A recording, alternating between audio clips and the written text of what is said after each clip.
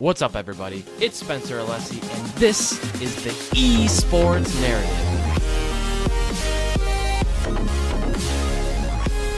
What's it going to take to get drafted into the NBA2k League? Who's going to win the championship for the NBA2k League, and who's going to come in dead last? What's a Kieran Thill, and what does it have to do with elves?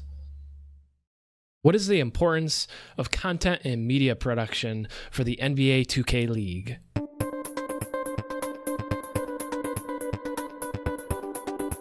Hello, hello, hello. Good morning, good evening, good night. Welcome to episode 45 of the Esports Narrative. I am your host, Spencer Alessi, and this is a podcast that's all about the exploration of competitive video gaming and the passionate communities that make it so exciting. Tonight's guest is the first guest in the Esports Narrative history for the NBA 2K League and the NBA 2K game. His name is Grant. I know.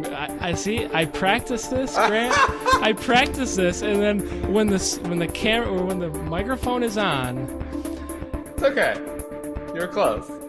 I'm not even gonna say it because I've already lost. I already forgot how to say it. But anyways, Grant, he can say his last name for you. But Grant, he is at Kieran Thill on Twitter. We'll make sure we link that up in the show notes. But he is the director of esports for Monumental Sports Entertainment. Grant, welcome to the show after that long drawn out intro. Welcome, man. How's it going? It's going well. Thank you for having me. Yes, it's Paranjape. Paranjape. Dang it! I knew it. No worries at all. It's definitely a tough one, but really excited to be here, and let's chat about some 2K League. Awesome. So first, just really curious about your Twitter handle. Can you explain that quick? It is an interesting story behind that. So it kind of touches a little bit on how I got into esports and video games in general. So I'll give the long spiel, if you will.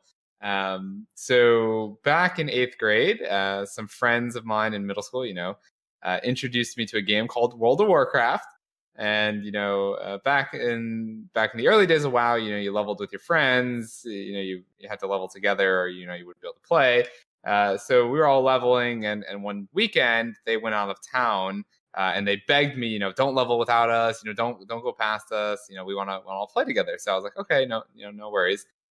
So I decided to make a new character. It was right around when the expansion Burning Crusade came out. So I made a blood elf, the new race at the time. Nice. And in WoW, they have a random name generator. So 8th grade me was sitting there, pressing the button a few times, and inevitably I came across the name Kieran Thill, and it seemed like a good fit for the blood elf that I had created at the time.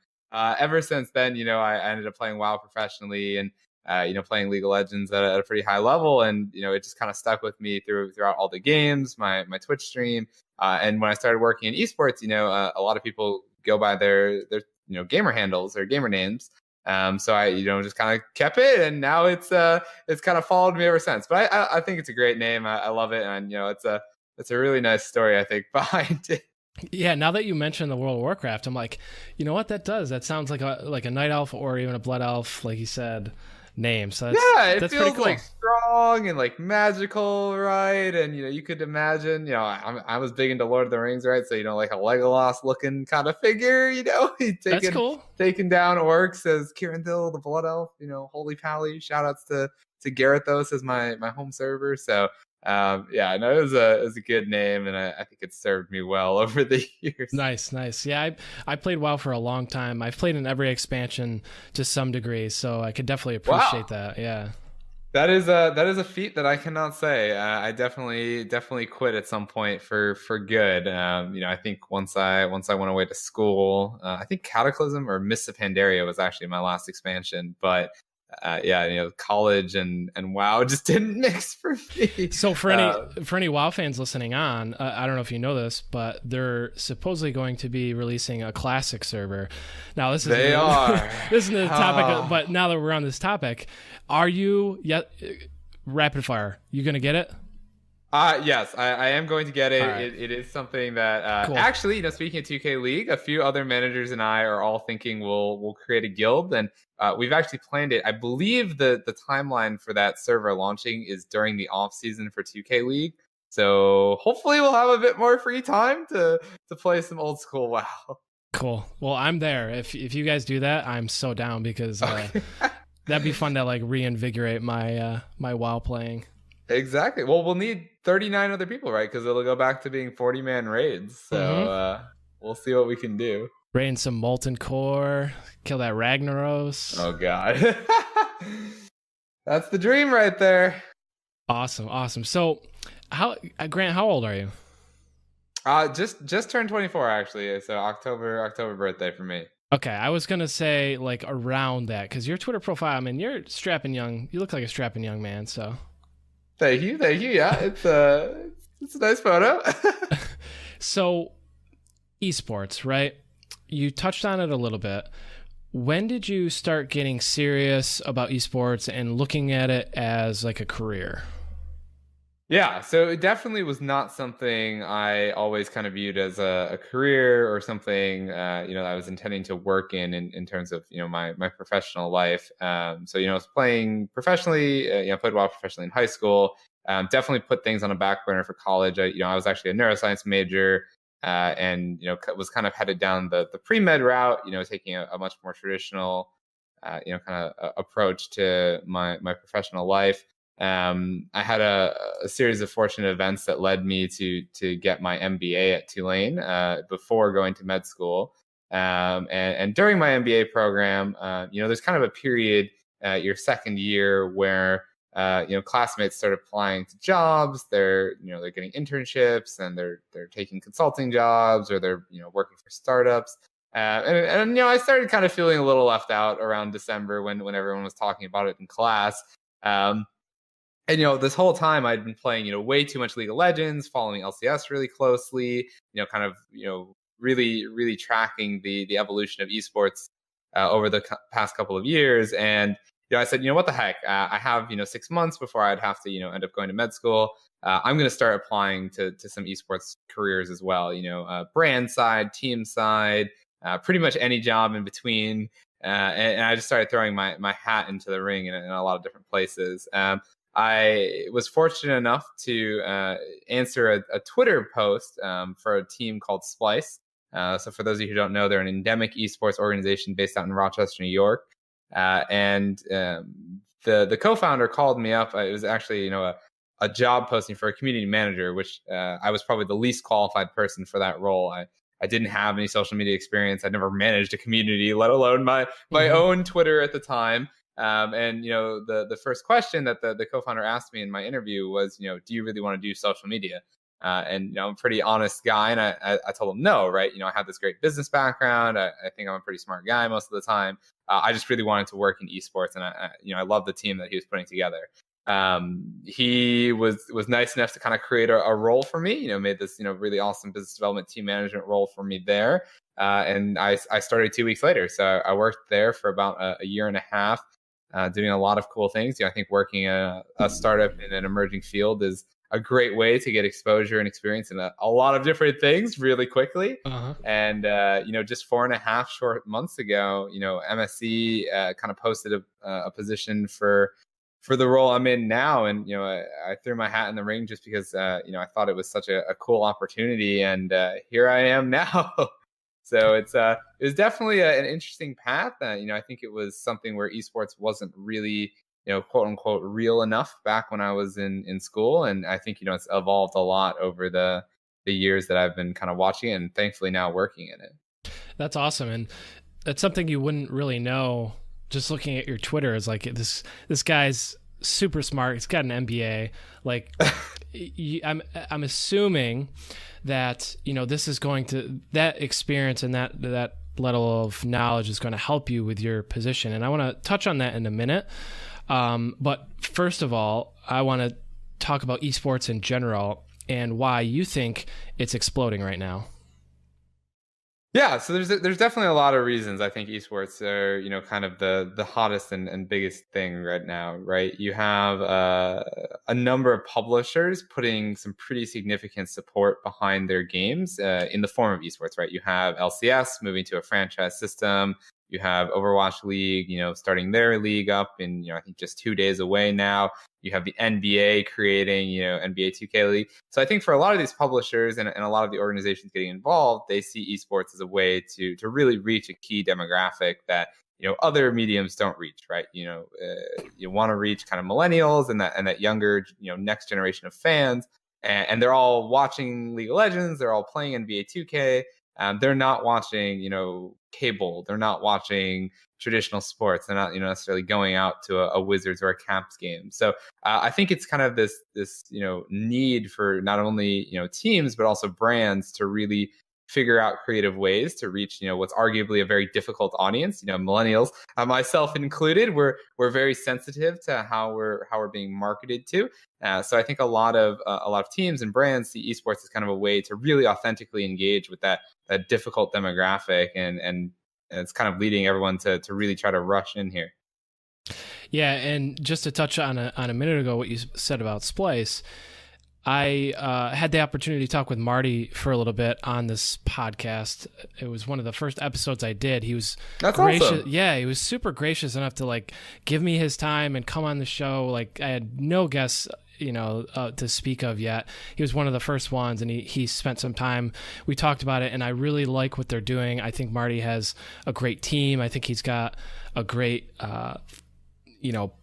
he's got a great mind for doing this, and he really cares about his team and his organization and being a championship caliber team. And so I really respect what they're doing, and it's cool to see that you found an opportunity with a esports startup, and they kind of gave you some legroom to kind of pave your own path, so to speak. And that's something that people entering the job field nowadays don't really have, right? You work at a bank or an insurance company or XYZ. It's this is your job. You clock in, these are your hours, this is what you do.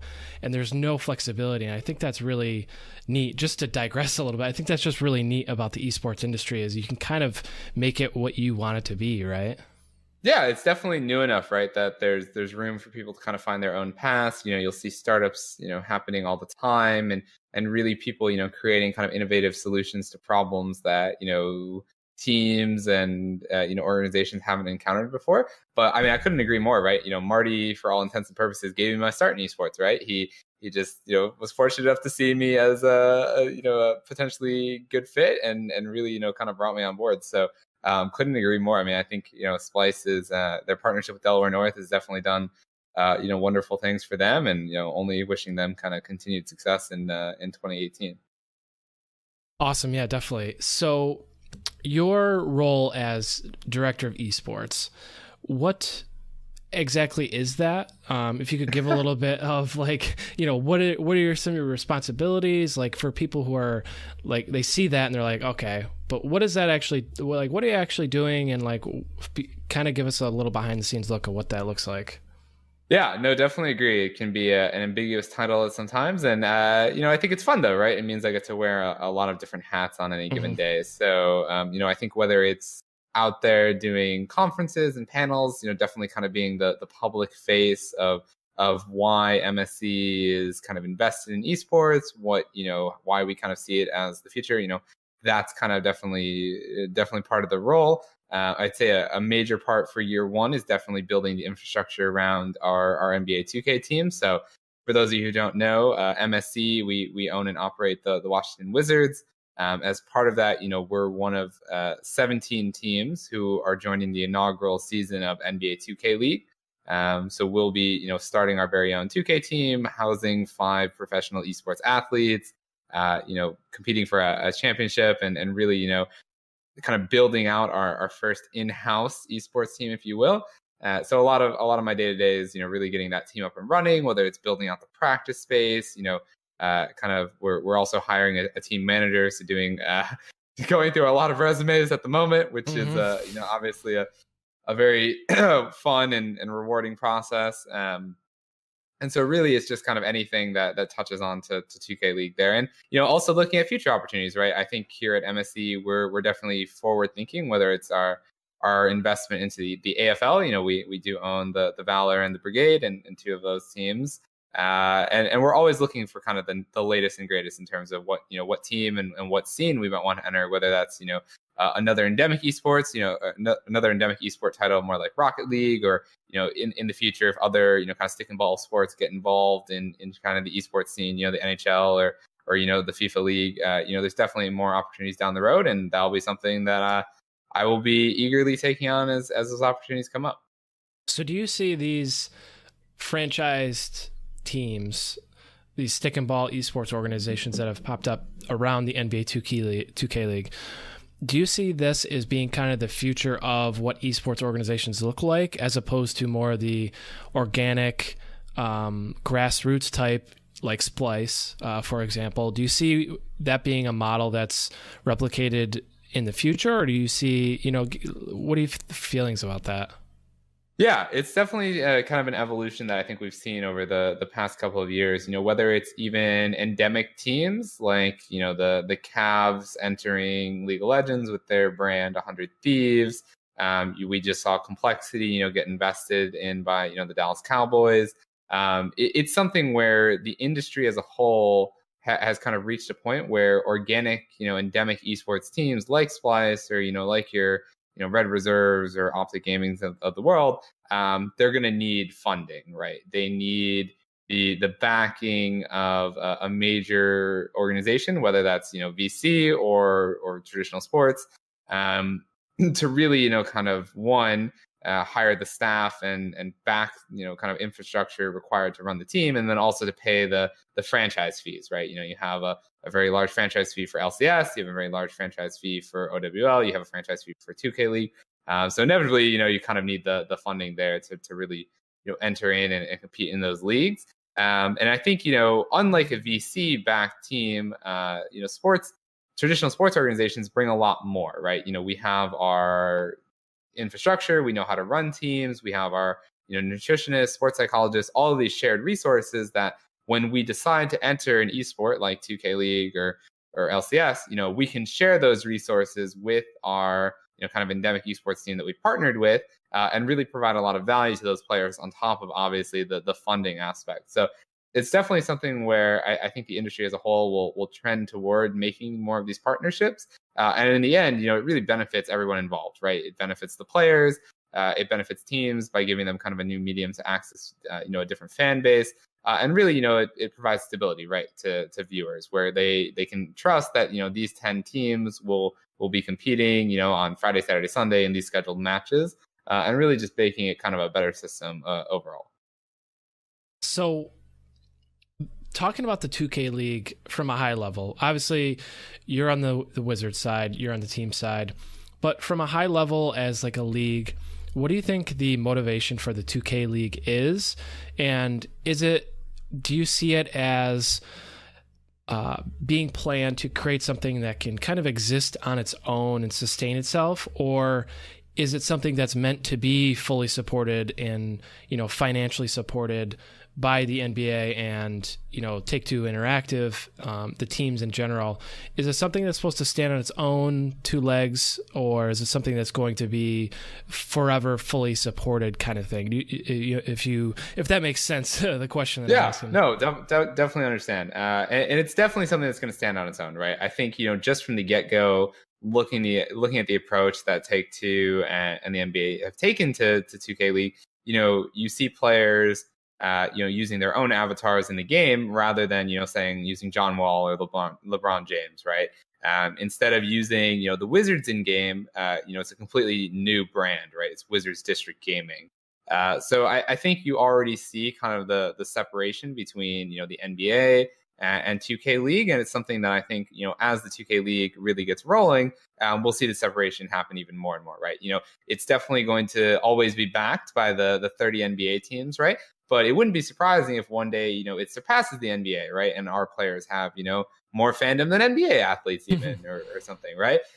So it's definitely something that'll stand on its own. And And, it's really such an exciting way for these teams to kind of reach that fan base that they couldn't reach before. I think, when people were, kind of looking at why 2K League might exist, it's really, you reach two fan bases at once through that product. You reach, traditional fans of basketball who, obviously enjoy watching the game, and might already be fans of Wizards, but there's an off season, right? And 2K League kicking off in May kind of provides them, a perfect window to really, watch some high level competition just through a different medium, right? Instead of watching a traditional game of basketball, it's 2K League. And then also, you have that kind of entire audience of esports fans who might not be fans of basketball, right? I definitely fall in that category, but if I'm a fan of competitive video games, maybe I watch 2K League and I see how competitive it is, and just how much skill it takes for these guys to compete at a top level, and then I translate into a fan of being a fan of the Wizards or another NBA team. So there's a really unique crossover that you don't see from a lot of other esports titles, right? You wouldn't necessarily see an LCS fan being a fan of a Wizards, the Wizards, or another NBA team, and that's why I think 2K League is kind of uniquely positioned to hit both audiences.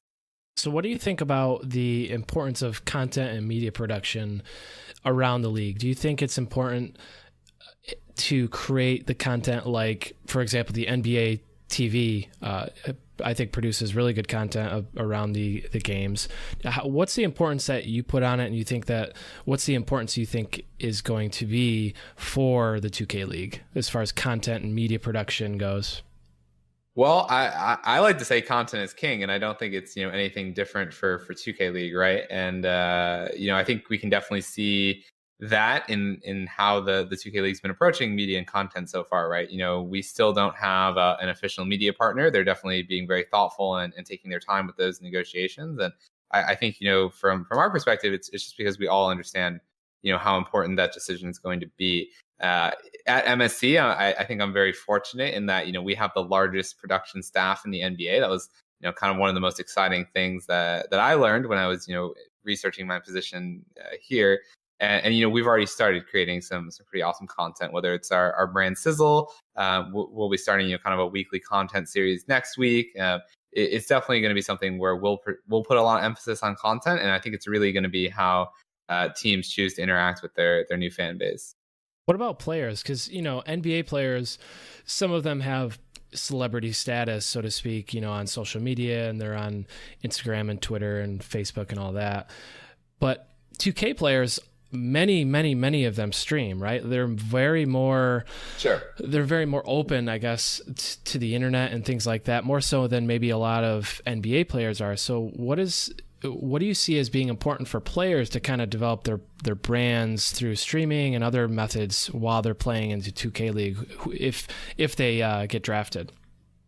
Yeah, so for players who are drafted, I mean, teams are gonna, at least I can speak for our team. We're gonna put a lot of emphasis on helping them create their own brands, right? The cool thing about 2K League is everything can be streamed, right? There's it's very different than like LCS or OWL, where you have scrim blocks that you don't necessarily want shared with other teams.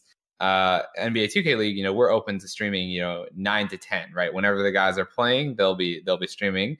And I think for players, the biggest thing that we can help with is really helping them present themselves in a very nice public facing way, right? Whether it's through media training or social media training, and really kind of helping them put a polished look on their brand. That's something that teams can definitely help them with. But in terms of freedom to create their own brand, it's definitely something that is encouraged and something we'll want to help our players with once they're drafted. Now, you touched briefly on this topic of broadcast and media production partners.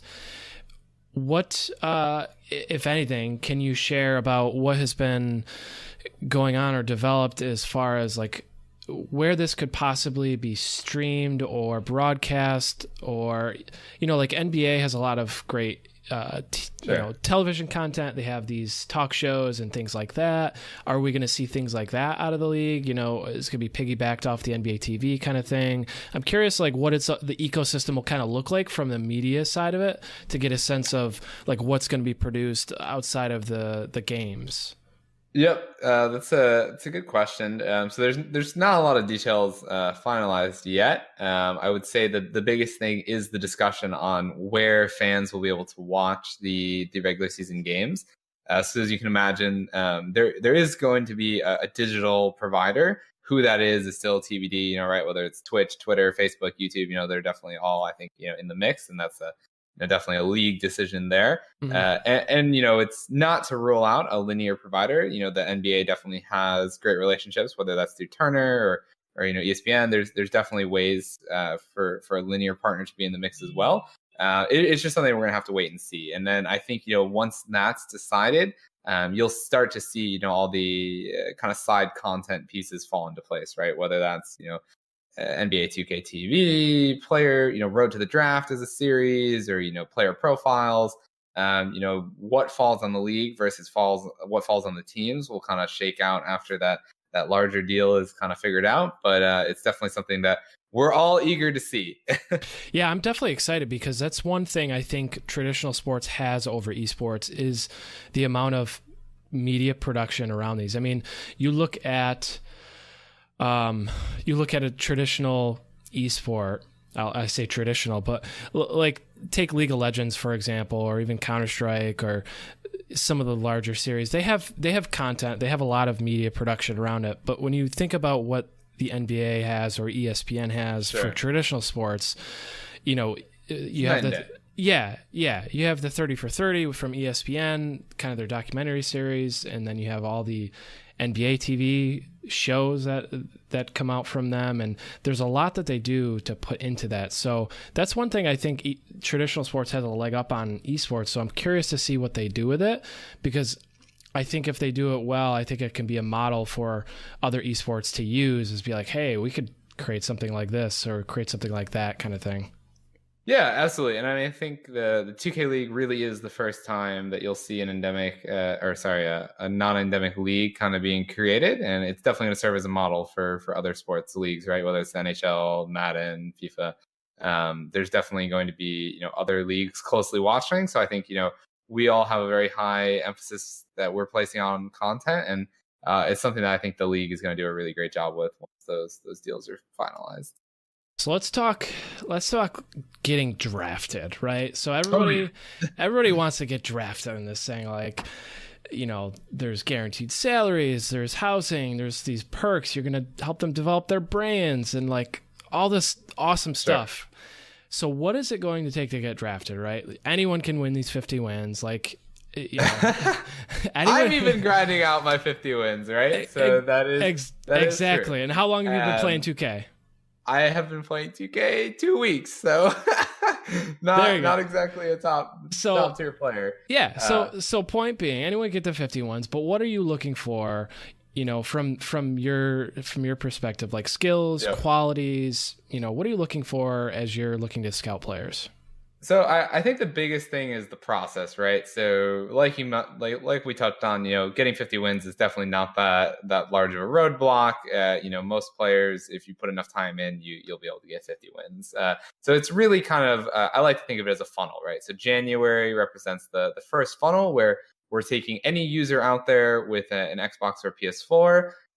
If you have the time and basically an average skill level to get those 50 wins. You will, and also complete the form. That will come out later in January. You have the ability to move to February, right? Also, important side note, you do have to be 18 by January 31st, so that will also cut down the size of the applicants who move to February. But realistically, we expect it to be a very large number of people who move from January to February, in which what begins is called the 2K League Combine, right? So in February, there'll be kind of a series of ways that players are ranked, and really, basically the league will start capturing in-depth statistics on all the players, and we'll start to get an idea of who the top players are across the world, and anyone who moved into the February from January. From there, the league will kind of narrow that pool down to the size of the draft pool, which is still TBD, whether it's 85, 120, 250. And that will be the draft pool that teams are going to work from, right? So myself on a team, once we kind of have an idea of who's in the draft pool for February, we can kind of look at all the film from February and really see, who is a good team communicator, who has a good level of basketball IQ, right? And I think one of the biggest points that we look at from the team perspective is, not only are these guys going to be working together, 10 a.m. to 11 p.m. every day, but they're also living together, right? So for Wizards DG, we're putting them into 3 2-bedroom apartments, but you still have to be able to have a good relationship with your teammates, and it's really unique from other jobs where you don't necessarily live with your coworkers, right? Not that I don't love all my coworkers at MSC, but I think it's a very different experience if I had to not also live with them on top of work with them 9 to 5. So those are just a few of the things. I think as we get closer, teams will have more specific criteria, but it really is finding I think the best team chemistry that you can, and obviously finding top players at their roles. So will there be only 5 players drafted, or is there going to be like a bench kind of thing? Like, can you describe a little bit of that? Yep. So good question. It's still kind of TBD. There's a few different, substitutions, and kind of a reserve, if you will, or is a very important part to the league, right? I think all the teams understand there's probably going to be a week where someone gets sick or they get hurt, or a family emergency or whatnot. So there's a few different ways that the NBA 2K League's kind of proposed that we handle subs. Whether it's each team picks up a 6th man. Or kind of another option would be maybe the 2K League has a reserve of players, 10 players or so, that is always on call, right? And if one of your players can't make it that week, then you get a sub from the 2K League bench. So still TBD on all of that, but it's definitely something we're aware of, and there will be some sort of system in place to handle that. So clean stream, what's the what are 2K players, do you think they're being held to a higher standard than NBA pros, or is it just that the league wants to get it and the teams want to get it right the first time and kind of set a precedence for having upstanding players on their teams? Yeah, it's a good question. It's definitely a point that I think I've been pretty vocal about. It's not necessarily a higher standard. It's just a different situation, right? Imagine, we streamed the Wizards practice, right? Where we had, John Wall, Bradley Beal out on the court every day shooting threes, and it was a public stream, right? I think the guys would, we'd have to do kind of the same thing with them, and, really make sure that they know, hey, you're public facing during this time, please make sure you're keeping things appropriate. It really just has to do with, how much of how much time the guys will really be in front of the public view, right? Whenever you're streaming, whenever you're tweeting, anything you kind of say out there is, one, is out there forever, and 2, is really a representation of not only your team, but also your personal brand. So I wouldn't say it's a higher standard than than NBA athletes. It's just, something that players are going to have to get used to. And it's a part of playing for 2K League, right? Yeah, it's a part of being a professional too, Exactly.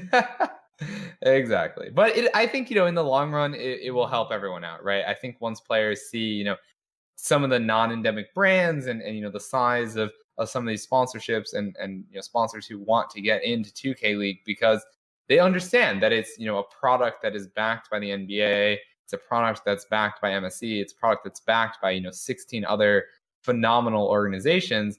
And once I think players see the benefits of kind of playing in a league with that kind of backing, even if there are some, strict rules that come along with it, I think they'll be pretty receptive to it. So fans, let's talk about advice for people getting into NBA 2K and becoming an NBA 2K League fan. Maybe for people who are listening to this podcast, they might not have ever played NBA 2K or not really been interested in it.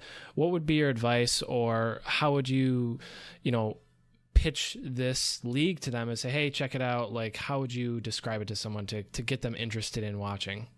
Yeah, so honestly, I mean, I fall into that category just as much as anyone else almost. I had definitely I'd never played 2K before taking my role here, and I've come to love it. Right, I think I've streamed probably like 30 hours in the past 5 days of 2K. And so I think for anyone who's out there, who's trying to, see if it's, maybe something that they want to look into.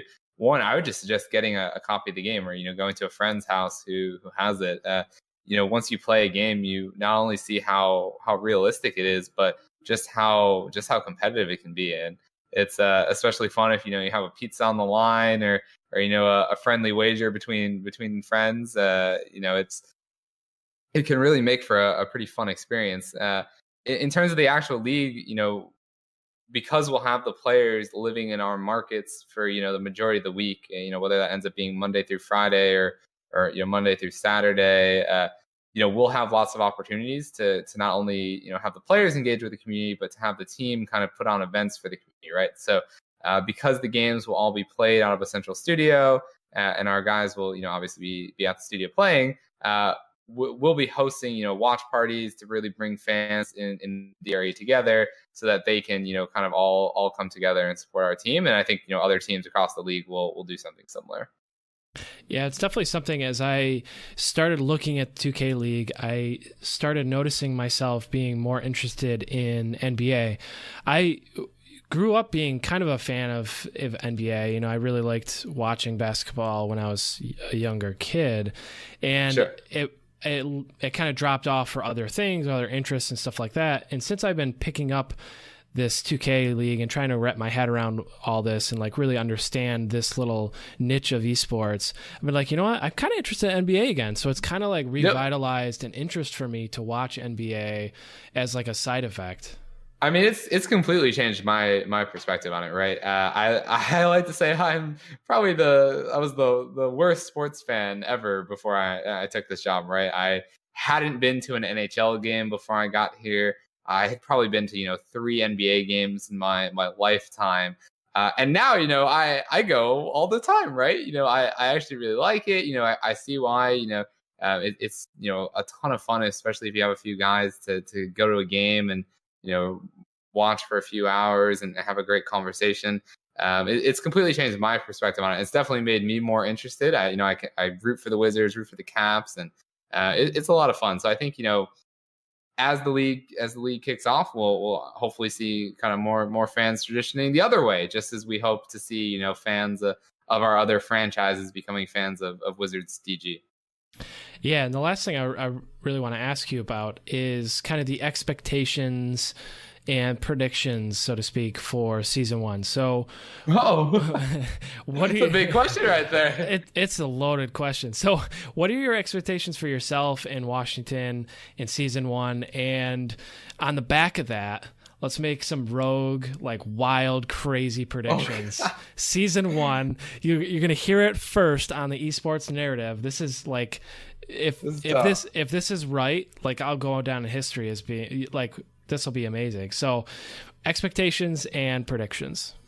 Okay, so expectations. I always like to throw this one out there, right?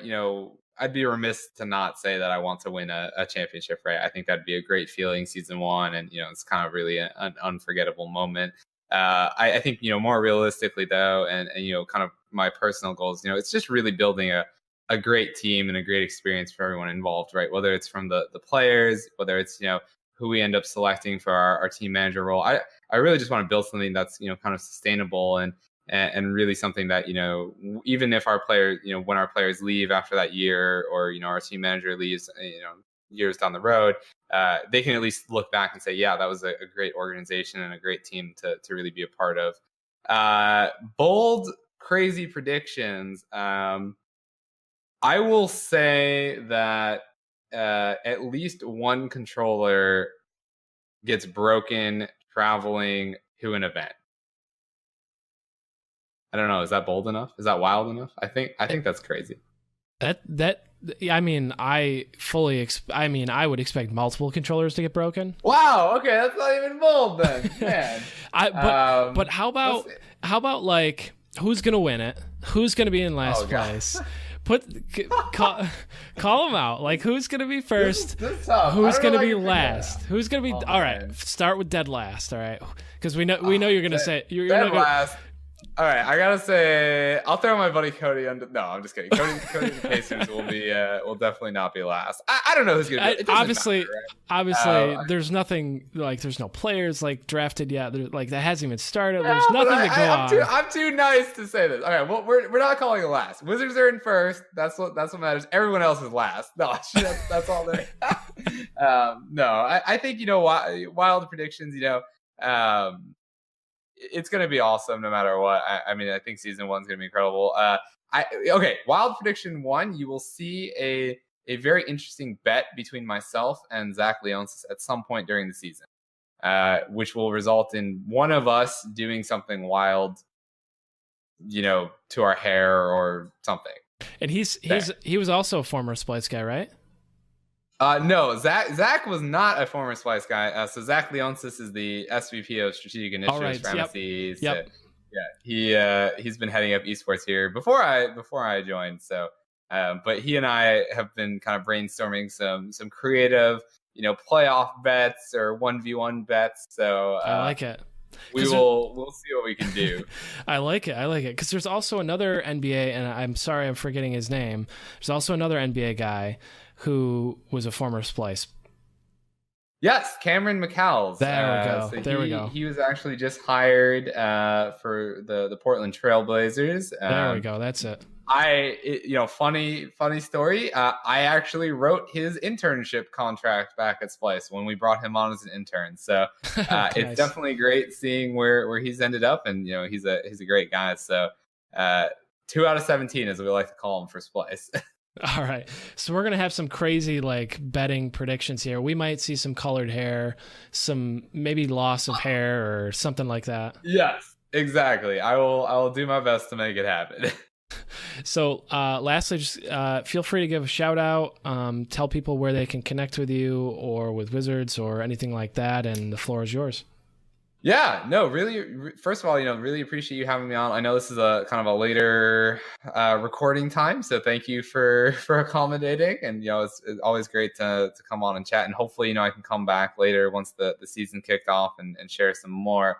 For those of you looking to kind of follow me, it's at Kieranthil, KEIRANTHIL on Twitter. And then Wizards District Gaming, kind of our team brand, at Wizards DG on Twitter, and then also wizardsdg.com if you need more information or anything to hear about the league. But again, thanks for having me, and really appreciate it. Awesome. And if you win the championship, season 1, I will fly down. I'm in Central New York State. I'll fly down or train down or drive down or something. We'll drive down. And we'll do a live in-person one-on-one. Oh boy! Video interview, and it'll be something crazy spectacular. Okay, we gotta win. I'm excited for this now. And with that, I just want to remind everyone that this all goes as planned. This show is just the beginning.